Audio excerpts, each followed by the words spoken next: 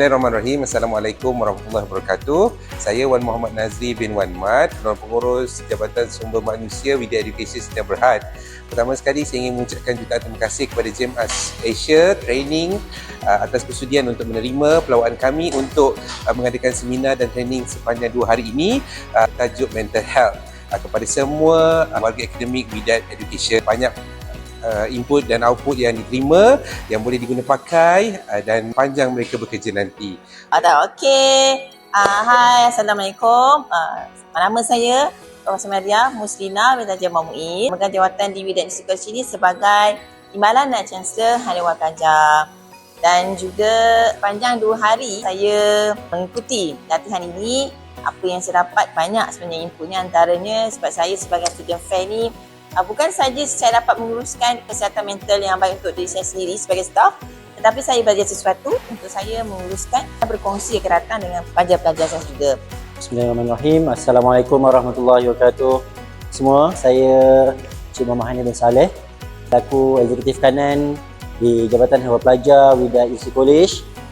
Okey, untuk 2 hari ini, apa yang saya dapat adalah yang pertama, dari segi bagaimana kita nak membantu rakan-rakan yang mungkin mengalami tekanan dalam kerja, dan juga bagaimana cara-cara untuk kita membantu rakan-rakan ni untuk mereka keluar daripada tekanan. Mungkin dari segi tekanan kerja lah. Okey.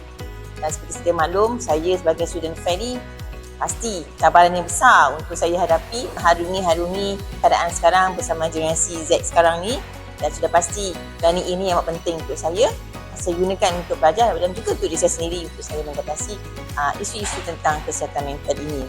Untuk bagi anda di luar sana yang masih mencari tempat ataupun trainer untuk merealisasikan training anda, boleh memilih GEM Asia Training and Consultancy. Jumpa lagi. Akhir sekali, saya ingin recommend kepada mana-mana agensi ataupun syarikat di luar sana yang ingin membuat latihan, so boleh menghubungi GEM Asia Training.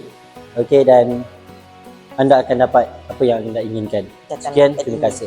Secara keseluruhan, saya puji GEM Asia Training ini kerana banyak input yang diberikan berkaitan dengan keliling saya.